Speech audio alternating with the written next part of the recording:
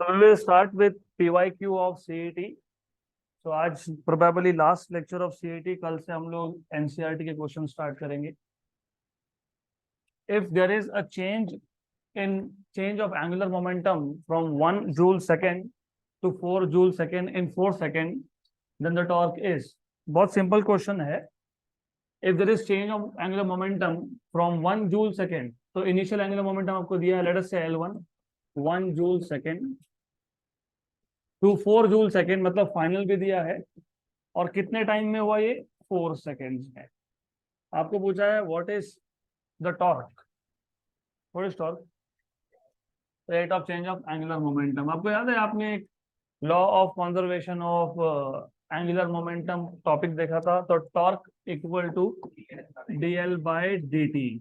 dl मतलब final minus initial upon dt. तो final है 4, इनिशियल है 1, अपॉन dt इज 4, तो that is 3/4 joule. Option number B. Done. Simple. Civil CET के question हम जो नॉर्मल सीईटी में प्रैक्टिस करते हैं उससे काफी सिंपल है, सम ऑफ देम. अगला question. A thin uniform rod has mass m and length l. The moment of inertia about an axis perpendicular to it and passing through the point at a distance l/3 from one of its end will be. तो पहले पूरा question अच्छे से read करो. आपको बोला है moment of inertia of rod. Rod का मास दिया है m, लेंथ है l.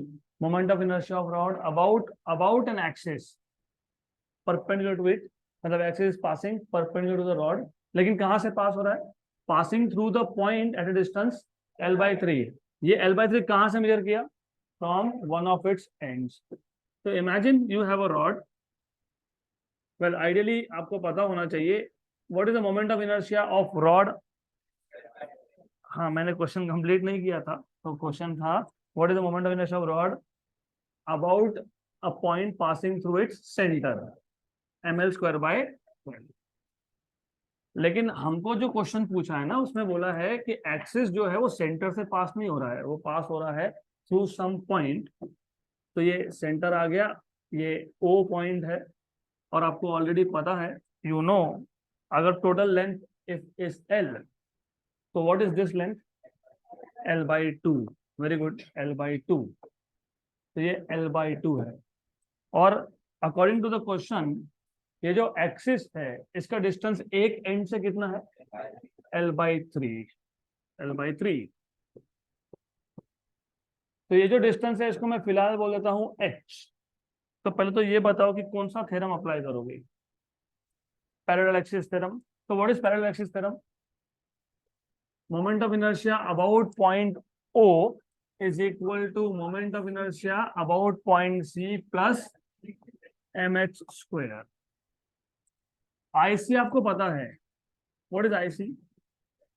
ml²/12. और अगर आपको h चाहिए तो you see L/2 is L/3 plus h. L/2 is L/3 plus h. तो L/2 equal to L/3 plus h.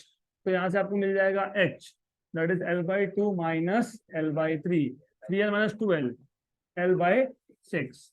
So therefore you have IO equal to ml²/12 plus ये ml²/12 है plus mh². h आया L/6 का square. तो this is equal to ml²/12 plus ml²/36. Multiply divide by 3 कर लो. 4 ml²/36 plus, हो गया ना? ये 3 था और वो 1 था. मल्टीप्लाई डिवाइड बाय 3 किया ना आपने.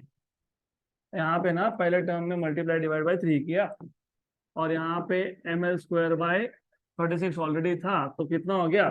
4 ml²/36. तो final answer is ml²/9. ml²/9. Option number C. Next question.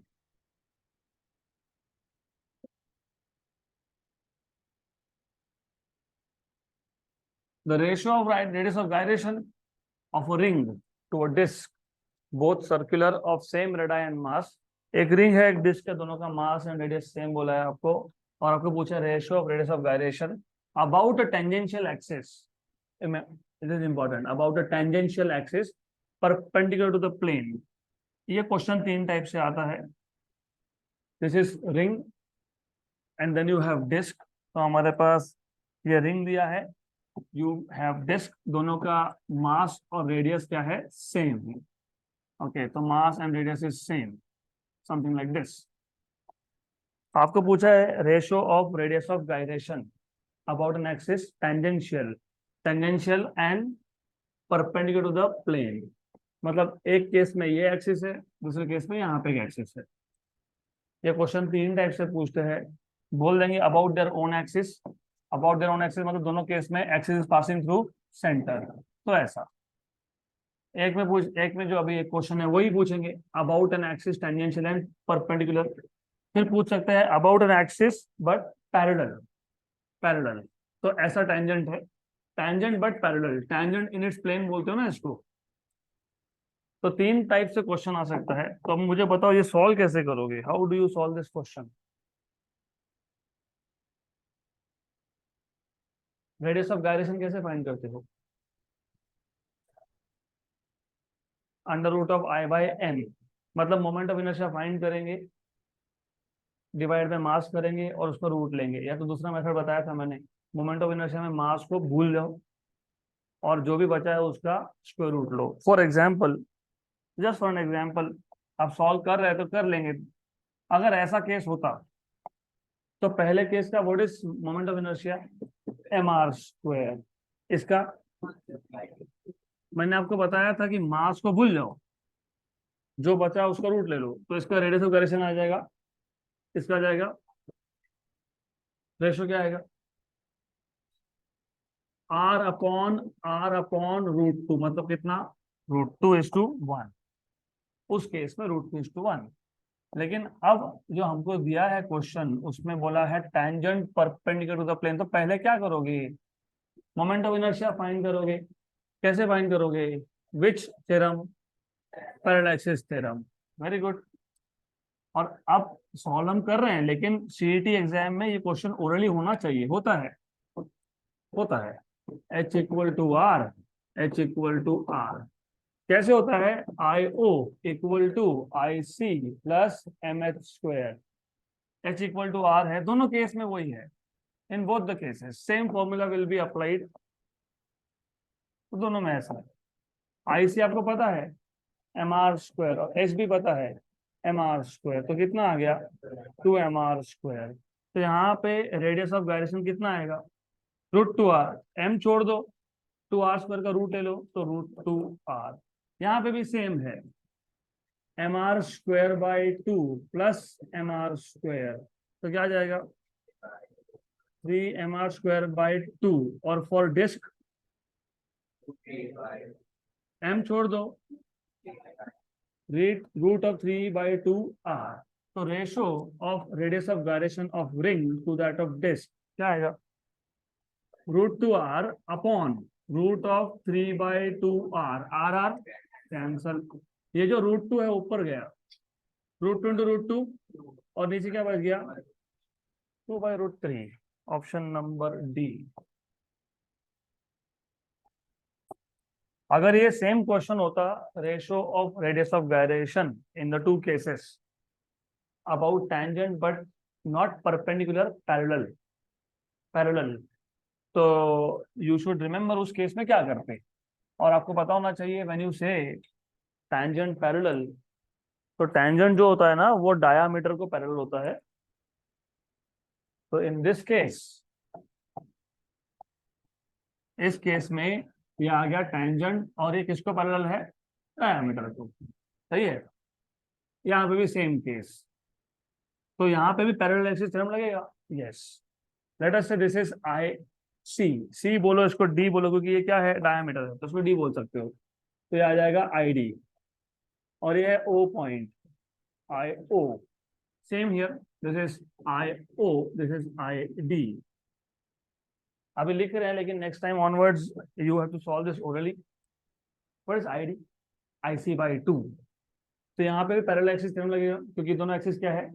Parallel. तो what will be I O I D plus M H square, यहाँ और उस केस में सेम। गुड। लेकिन आपको पता होना चाहिए I D is always I C by two for both the cases, here and there. और एच कितना है? R. H is equal to R, same. I C for ring M R square, और I C for disc M R square by two, और by two मतलब by 4। तो ये कितना आ गया? 3 mr² बाई 2, और ये 5 mr² बाई 4। तो इस केस का रेडियस ऑफ गायरेशन क्या आएगा? √3/2r, √3/2r। और इसका कितना आएगा? √5/4r। आर हो गया कैंसल, राइट? करेक्ट। तो √3/2, 4/5, 1 and √6/5। This is how you are suppose to solve. तो ऐसा सॉल्व कर सकते हो, इजी है। जस्ट रिमेंबर नेक्स्ट टाइम से अबाउट टैंजेंट और इन इट्स प्लेन बोला होगा। तो टैंजेंट इन इट्स प्लेन होता है पैरेलल किसको? डायमीटर को। और डायमीटर का मोमेंट ऑफ इनर्शिया कैसे फाइंड करते हो? IC/2। Next question, very interesting, good question. इसमें भी 2-3 टाइप के क्वेश्चन बनते हैं, तो हम सॉल्व तो एक करेंगे लेकिन इनडायरेक्टली 3 क्वेश्चन सॉल्व होंगे हमारे। 3 point masses each of mass m are placed at the corners of an equilateral triangle. So you have equilateral triangle। वैसे आपको इक्विलेटरल ट्रायंगल की प्रॉपर्टीज पता है, ये असम्पशन है। All sides are equal and angles are 60 degree each. Very good. तो अब यहाँ पे एक पॉइंट मास है m, you have one point mass over here also m, this is also m, length of each side is also same, l, l and l। अभी आगे क्या बोला है क्वेश्चन में? The moment of inertia of the system about an axis passing through one of the vertices, moment of inertia of the system about an axis passing through one of the vertices, मतलब तीनों में से कोई भी एक vertex में से पास होगा, या तो यहां से होगा या फिर इन दोनों में से एक में से होगा। आगे पूरा पढ़ लो। passing through one of the vertices and parallel important, parallel to the side joining other two vertices। मतलब जो एक्सिस है वो ऐसा है, वो एक वर्टेक्स में से पास तो हुआ, लेकिन जो दो वर्टेक्स को ज्वाइन करने वाला साइड है उसको क्या है? पैरेलल। क्योंकि दो ओरिएंटेशन थे, एक तो ऐसा भी हो सकता था या फिर लाइक दिस। तो क्वेश्चन पूरा पढ़ो पहले। अगर बोला होता perpendicular to the side joining other two vertices, तो दिस वन। लेकिन क्या बोला है क्वेश्चन में? पैरेलल। Parallel, good. याद क्लियर? एक काम करते हैं, इसको बोल देते हैं 1, इसको बोल देते हैं 2, and let us call this edge 3। Question समझ में आया? Right angle triangle, right angle triangle है, बनाएंगे राइट एंगल ट्रायंगल बनाएंगे हम। तो आई टेल यू व्हाई, बताता हूँ। इक्विलैटरल ट्रायंगल है, 3 वर्टाइसेस है, तीनों के मास सेम है। एक्सिस कहां से पास हो रहा है? एक से। और कैसा है वो? How it is? पैरेलल। किसको parallel? To the side which is joining the other two vertices. Very good. अब इसको राइट एंगल ट्रायंगल क्यों बनाएंगे बताता हूँ मैं। सबसे पहले मुझे बताओ, अगर एक सिस्टम में 3 मासेस हो तो what is total moment of inertia? हाँ, moment of inertia of first plus second plus third. Do you remember moment of inertia का डेफिनेशन क्या था? मास इंटू डिस्टेंस का square, mass into perpendicular distance का square. What is distance of u from u? 0। What is distance of 1 from 1? अभी देखो कैसा है कि ये जो मास है वो खुद एक्सिस ऑफ रोटेशन पे है, तो डिस्टेंस इज 0, तो मोमेंट ऑफ इनर्शिया इज 0, क्योंकि by definition moment of inertia होता है मास इंटू डिस्टेंस का स्क्वायर। तो ये हो गया 0। अब आपको फाइंड करना है I2 एंड I3। अब ये I2 और I3 आएगा इक्वल। क्यों इक्वल आएगा? सिंपल, मैंने इसलिए पूछा कि डेफिनेशन बताओ। मोमेंट ऑफ इनर्शिया का डेफिनेशन क्या है? मास into perpendicular distance, minimum distance. तो ये जो 2 नंबर है मास, इसका एक्सिस ऑफ रोटेशन से मिनिमम डिस्टेंस इतना है, राइट? तो this is the minimum distance. 3 का भी उतना ही डिस्टेंस है क्योंकि ये दोनों साइड्स क्या है? पैरेलल। और ये दोनों मतलब एक्चुअली ये, इसलिए मैंने बोला right angle triangle. That is why I asked there is right angle triangle here. Why? ये distance, this is the distance of mass 2 from axis of rotation, minimum distance. This distance is also minimum distance of mass 3 from axis of rotation. यहाँ तक clear? Good. तो ये y है, ये भी y है और ये भी y है। What is moment of inertia का definition? Mass into perpendicular distance का square, my square, mass into distance square. अब y कैसे फाइंड करोगे? पाइथागोरस थ्योरम, क्या जरूरत है? y 60 का अपोजिट साइड है, तो साइन या cos? Sine. What is sine 60?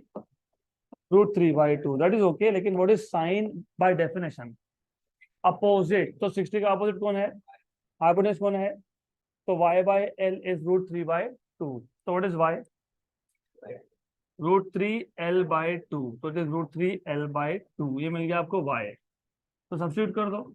तो m इंटू √3l/2 का स्क्वायर, तो m इंटू 3/4 l स्क्वायर, ये मिल गया I2 और I3। आपको चाहिए total moment of inertia, that is I1 plus I2 plus I3। I1 is 0 और ये आ जाएगा आपके पास 3l²/4, साथ में m है ही, of course this m, plus 3l²/4m।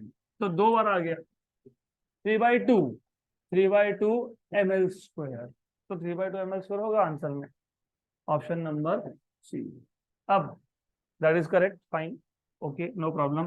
Suppose ऐसा पूछा होता, about an axis passing through one vertex but perpendicular to the side which is joining the other two vertex, तो क्या आएगा? What is total moment of inertia? I1 plus I2 plus I3। I1 तो अभी भी 0 है, क्यों? Axis उसमें से पास हो रहा है, पहले मास में से, तो वापस कौन बचेगा? I2 and what is the formula for moment of inertia? Mass into distance square. ये टोटल डिस्टेंस कितना था? तो ये कितना है और ये कितना है? मतलब 2 और 3 का डिस्टेंस एक्सिस से कितना है? l/2। तो उस केस में क्या लिखोगे? उस केस में आंसर क्या लिखोगे? ml²/4 प्लस ml²/4, क्योंकि वहां पे y था l/2, तो y² कितना है? ml²/4। तो ml²/4 plus ml²/4, ml²/2, ml²/2, उस केस में आंसर आएगा डी। तो जानबूझ के ऐसा ऑप्शन रखते हैं, किसी ने अगर क्वेश्चन अच्छे से नहीं पढ़ा हो तो वो ये एक्सिस ले लेगा, उसके लिए आंसर क्या आएगा? ml²/2। Done.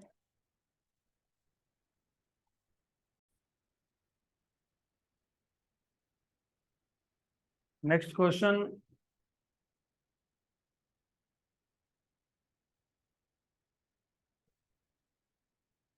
two circular loops A and B of radii R and NR respectively are made from a uniform wire. Moment of inertia of B about its axis is 3 times of A about its axis. The value of N is. अच्छा question है, good question. थोड़ा confusion रहता है यहाँ पे, कहाँ गलती हो सकती है वो भी समझ लो। ये A है, A loop, you have one more loop B और एक लूप है B। ए लूप का रेडियस है R और बी लूप का रेडियस है NR। तो radius of A loop is R और radius of B loop is N times of R। Moment of inertia of B loop, ये B loop है, ये ए है। Moment of inertia of B loop is 3 times of moment of inertia of A loop. ऐसा ही बोला है question में, yes. The value of N is. So what will be your approach of solving this question? I equal to M R square, क्योंकि दोनों loop मतलब ring है। तो ठीक है, I equal to M R square. आगे, R मतलब radius. आगे, ओके। तो what you are trying to say is कि I is proportional to R square, correct, right. तो यही गलती होती है। क्यों? अभी अगर आपके पास दो लूप है, एक का रेडियस बड़ा है, एक का रेडियस कम है, तो डेफिनेटली मास दोनों का सेम नहीं होगा। जो लूप बड़ा है उसको मास भी ज्यादा लगेगा। अगर आप एक लूप बना रहे हो which is greater in size, तो बी लूप बड़ा है तो मास ज्यादा है बी का, इसका मास कम है, तो फिर यहाँ पे मास कांस्टेंट नहीं है। अगर मास कांस्टेंट होता तो ठीक था, I is proportional to R square, लेकिन मास कांस्टेंट है क्या? नहीं। तो फिर एक काम करो, I equal to M, but mass itself is volume into density. तो एक काम करो, अब ये नीट रिमेंबर दिस, ये पता होना चाहिए, volume into density. Good. What is volume? मैं बताता हूँ वॉल्यूम। देखो क्या है, कंफ्यूजन के सारे सोर्सेज बंद करने हैं हमको। जेई नीट के एग्जाम आने तक जितने जगह पे कंफ्यूजन हो सकता है सब खत्म करना है। ये है वायर, इसी को बना दिया मैंने रिंग, बराबर। इसी को रिंग, अभी इमेजिन कर लो ये वायर था, इसी को हमने बना दिया रिंग, रिंग बन गया। तो पहले क्या था? लेंथ इनटू एरिया, क्योंकि वायर क्या होता है? वायर क्या होता है? शेप क्या होता है वायर का? Cylindrical. Very good. What is volume of cylinder? Pi R square H. Very good, pi R square H. H मतलब लेंथ बेसिकली, राइट। तो एरिया इंटू लेंथ तुम बोल रहे हो। वायर था सिलेंड्रिकल शेप, उसका वॉल्यूम है एरिया इंटू लेंथ। इसी वायर को मैंने रिंग बना दिया, तो फिर वॉल्यूम क्यों चेंज होगा? वॉल्यूम तो वही रहेगा, क्या रहेगा? Area into length. सही है।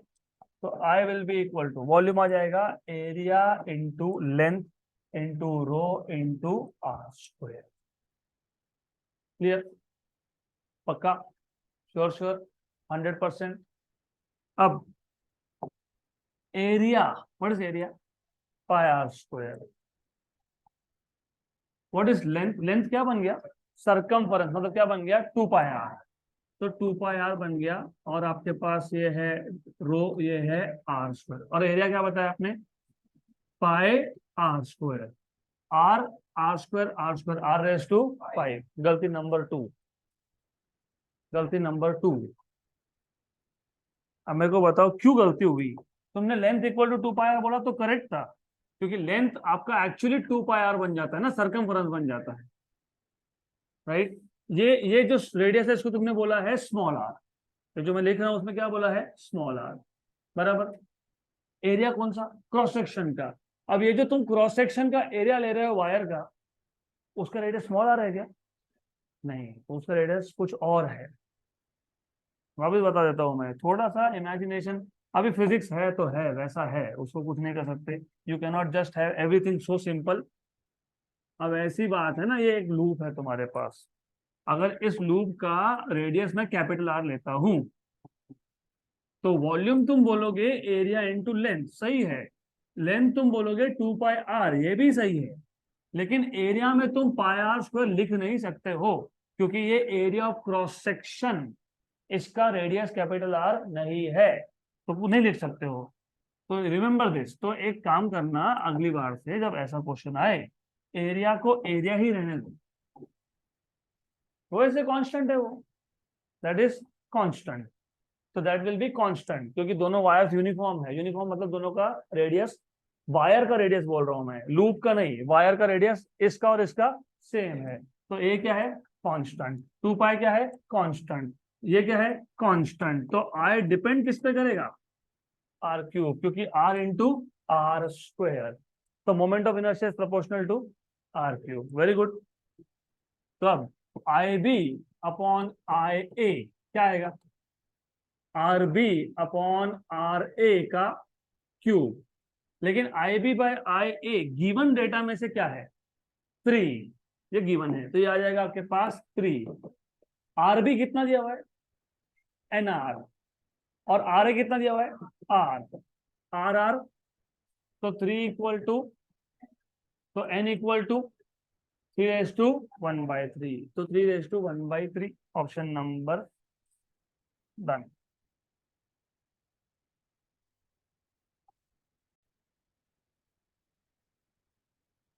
नेक्स्ट क्वेश्चन,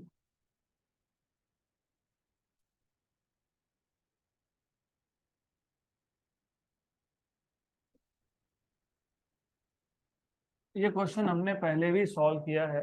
ये मतलब ऐसा, और rope is bound round a solid cylinder, वहां पे हॉलो सिलेंडर था, of mass 1 kilogram and radius 0.4 metre. What is the angular acceleration of the cylinder if the rope is pulled with a force of 25 Newton?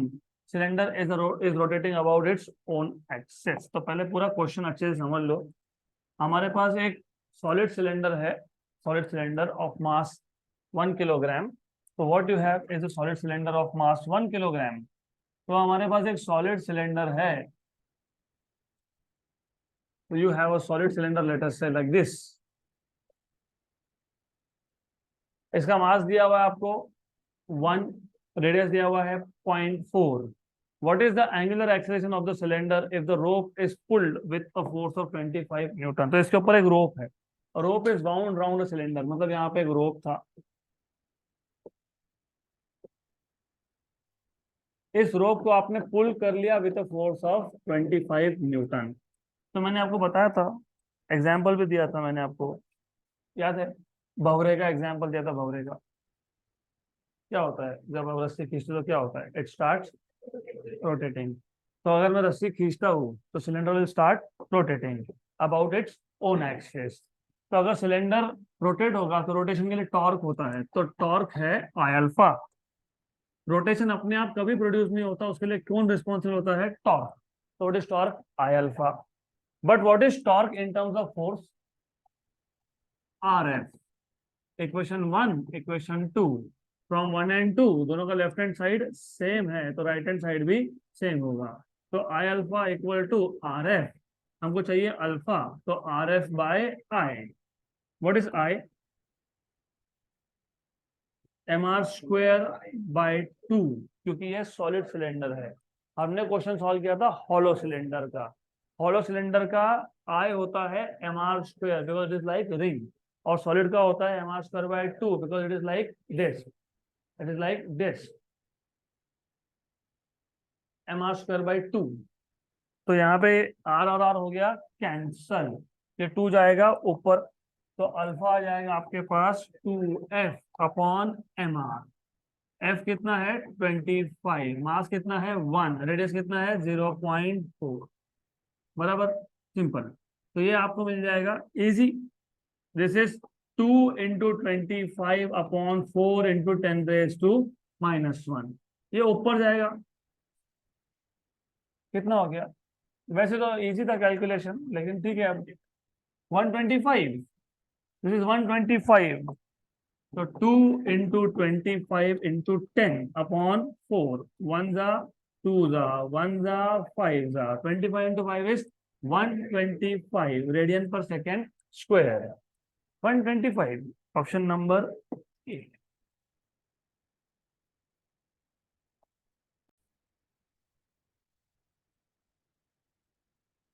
Next question done. इस पे जेडबल NEET में भी same question आया है with different values, और इस पे और एक क्वेश्चन भी आया है of the same type but not exactly same. तो ये तीनों ही फॉर्मेट्स के लिए ये टाइप का क्वेश्चन आता है। If the radius of solid sphere is doubled by keeping its mass constant, the ratio of their moment of inertia about any of its diameter is। बहुत ही सिंपल क्वेश्चन है। Radius of solid sphere is doubled but mass is kept constant. So what is the ratio of moment of inertia about any diameter? What is moment of inertia of solid sphere? Solid sphere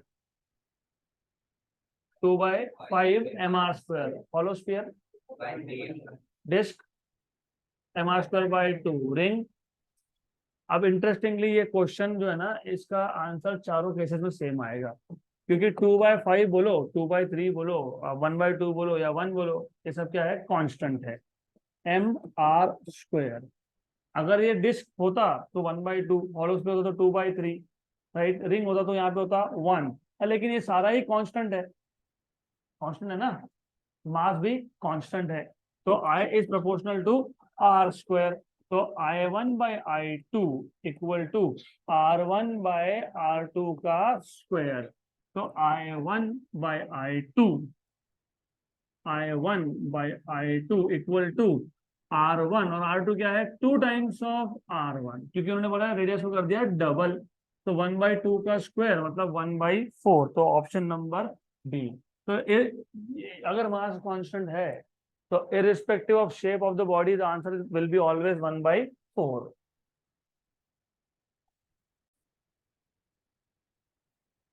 next question done. This is also very good question.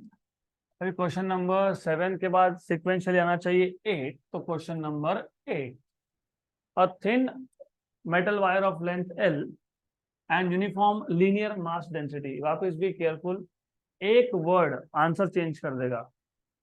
Uniform linear mass density, what is the meaning of linear mass density? Mass upon length. For example, अगर मेरे पास एक 10 kilogram का rod है, for example if I have this rod which is of 10 kg, वैसे है नहीं लेकिन imagine कर लो, और इसका टोटल लेंथ अगर मान लो 5 मीटर है, तो हर एक मीटर में कितना मास, 2 kilogram, total 10 divide by length 5, इसको बोलते हो मास पर यूनिट लेंथ, राइट। और अगर मैंने रॉड की जगह पे फॉर एग्जांपल एक प्लेट लिया होता, स्क्वायर या रेक्टेंगुलर प्लेट, इसको बोलते हैं सरफेस डेंसिटी, राइट। अगर मैंने एक 3 डायमेंशनल ऑब्जेक्ट लिया होता जैसे बॉटल, वॉल्यूम डेंसिटी। तो जो आप किलोग्राम पर मीटर क्यूब बोलते हो वो कौन होता है, वॉल्यूम डेंसिटी। तो नॉर्मली जब डेंसिटी बोला होता है वो होता है वॉल्यूम डेंसिटी नॉर्मली, लेकिन यहाँ पे क्लियरली मेंशन किया है लीनियर, मतलब मास अपॉन लेंथ। तो एक सिंगल वर्ड आंसर चेंज करेगा, इसलिए ध्यान देना अच्छे से। A thin metal wire of length L and uniform linear mass density rho is bent into a circular coil, with O as center। मतलब ऐसा है कि हमारे पास एक वायर था जिसका लेंथ है L, इसको हमने सर्कल बना दिया, तो लेंथ क्या बन गया, 2πr, लेंथ बिकम्स 2πr, ठीक है, 2πr। तो ये वायर बन गया circle of radius r। The moment of inertia of coil about x dash s। तो अगर मैं इस कॉइल को रोटेट करवाता हूं अबाउट x डैश, तो what is the moment of inertia? ऐसा कोई है जिसको क्वेश्चन नहीं समझ में आया? एनीवन? एक वायर था, लेंथ था L, उसको बना दिया आपने सर्कल, मतलब क्या बना दिया, रिंग, तो लेंथ क्या बन गया, 2πr। और आपको बोला है, डायग्राम दिया, आपको बोला है what is the moment of inertia about x dash. तो एनी हिंट्स कैसे सॉल्व करोगे? Parallel axis theorem, very good. तो पैरेलल एक्सिस थ्योरम लगाने के लिए आपको और एक मोमेंट ऑफ इनर्शिया पता होना चाहिए, कौन सा, अबाउट डायामीटर। क्योंकि अगर मैं यहाँ पे एक डायामीटर लेता हूँ तो ये आ जाएगा आपका ID, moment of inertia about diameter. इस पॉइंट को बोल देंगे O। तो वापस से सेम, x डैश मतलब IO is equal to ID plus mh², और h इक्वल टू आ गया आपके पास r। What is ID? IC/2। What is IC? mr²/2 plus mh², mr², कितना आ गया, 3/2। तो 3/2 mr² है क्या ऑप्शन में? नहीं है। आंसर है इन टर्म्स ऑफ लेंथ, आंसर है इन टर्म्स ऑफ लेंथ। तो लेंथ कैसे लाएंगे, तो व्हाट इज r, L/2π, तो ये वहां पे सब्स्टिट्यूट करेंगे। तो 3/2 मास, और मास भी दिख रहा है कि आंसर में? नहीं। तो density, what is density? Mass upon, मैंने इसलिए बोला था यहाँ पे मास अपॉन वॉल्यूम नहीं है, यहाँ पे मास अपॉन लेंथ है तो it is rho into L.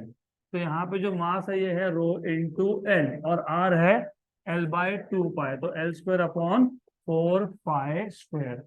L by two pi का square, L square upon four pi square, और मास क्या है rho into L. Good.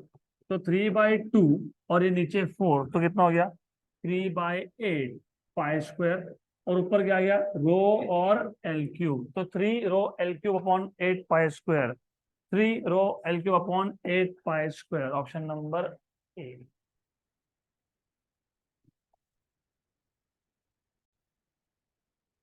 Next question. तो before we go ahead to the next question, remember यहाँ पे गलती से भी अगर आपने वॉल्यूम लिख दिया तो आंसर मैच नहीं होगा, तो be careful. Question number 9, three identical rods each of mass m and length L are joined to form a symbol H. The moment of inertia of the system about one of the sides of H is, one of the sides of H is। तो ऐसा है कि हमारे पास तीन identical rods थे, इन तीनों rods को हमने ऐसा ज्वाइन किया है, the letter H is form.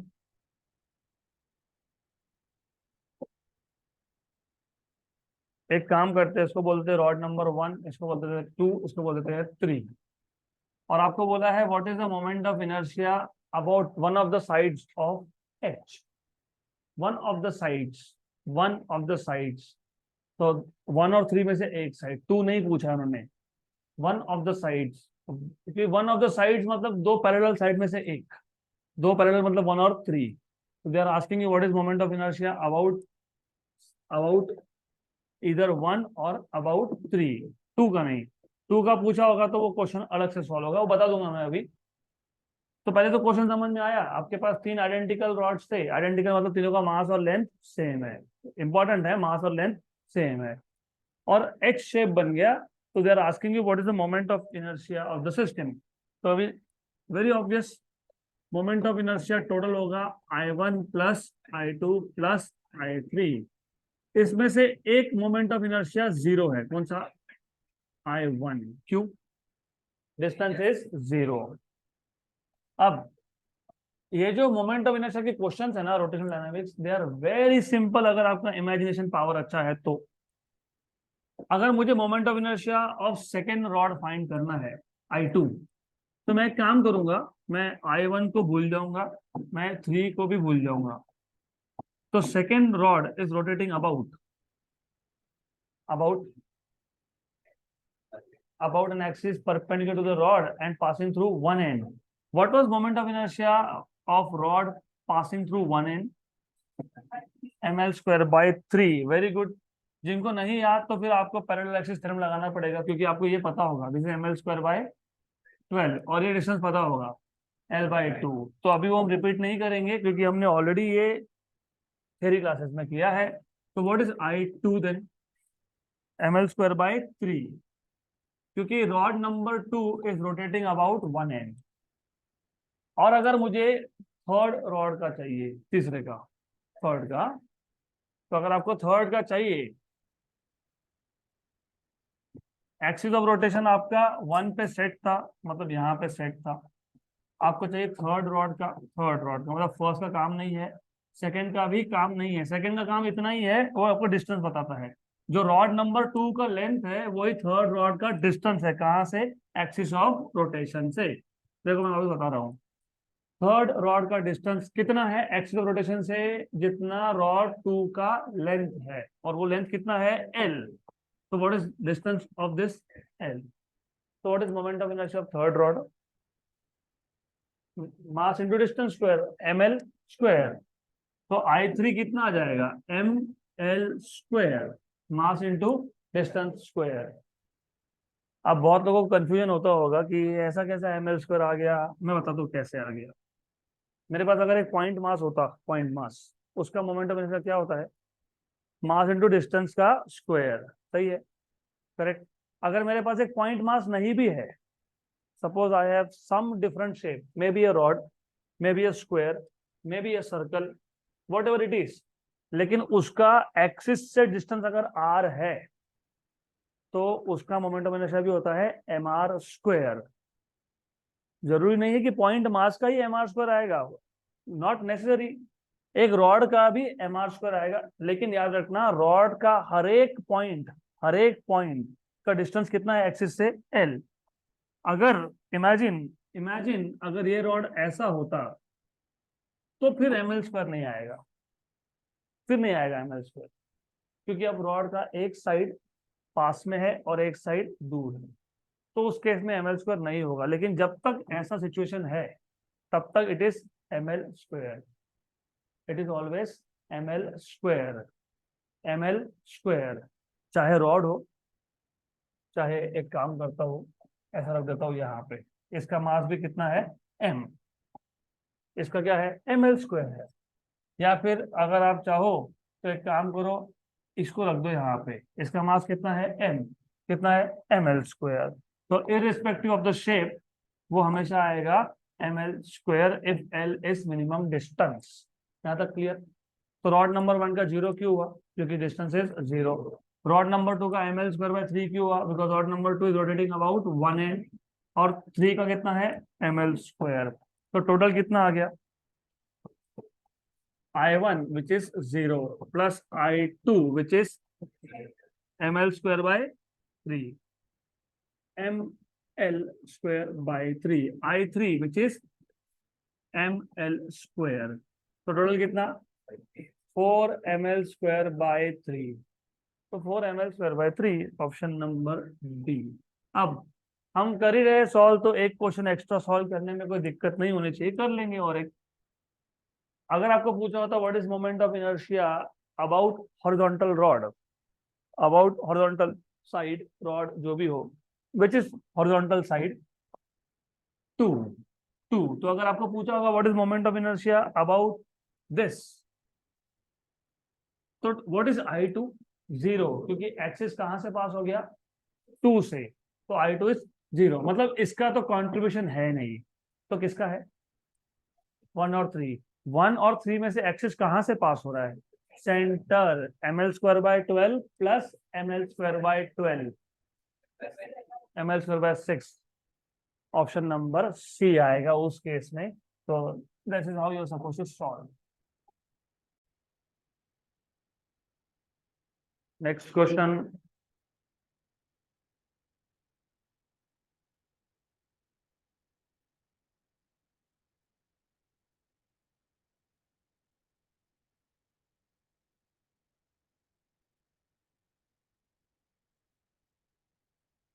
कौन सा क्वेश्चन था लास्ट 9, तो फिर ये 10th होगा। Question number 10, when 12,000 joule of work is done on a flywheel, its frequency of rotation increases from 10 hertz to 20 hertz. The moment of inertia of flywheel about its axial rotation is। हमारे पास एक flywheel है जो already rotate हो रहा था। कैसे पता लगा? उन्होंने ही बोला है, आपने 12,000 जूल का वर्क किया तो उसका फ्रीक्वेंसी बढ़ गया, पहले 10 था अभी 20, मतलब पहले भी रोटेशन था, राइट? तो अभी आपको पूछा है कि in that case what is moment of inertia of flywheel, कैसे सॉल्व करोगे?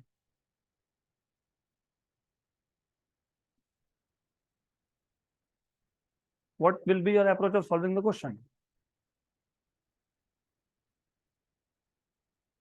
11th स्टैंडर्ड में there was something called as work energy principle, याद है?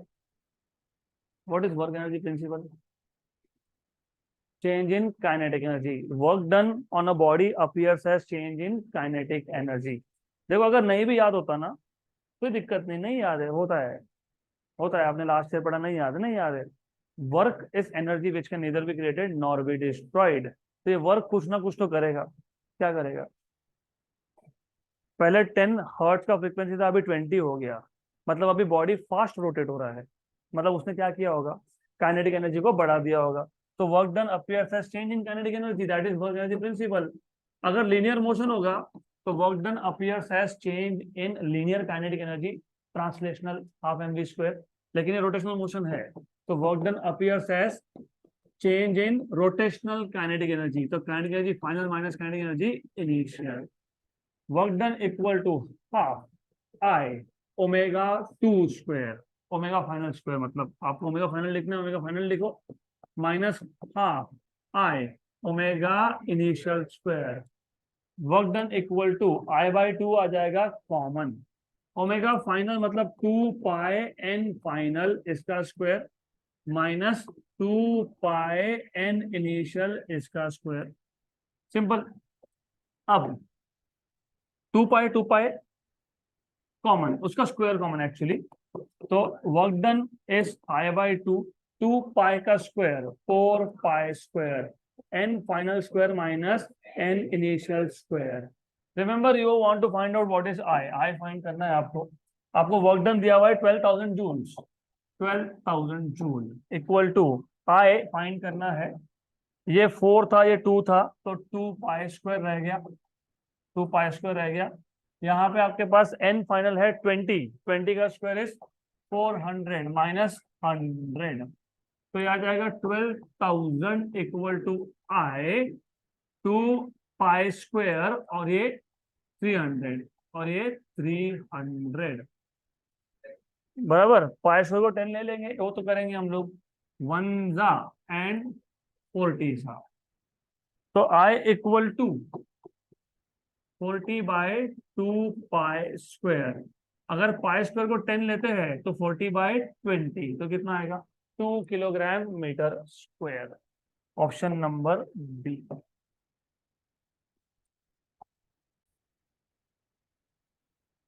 Next question,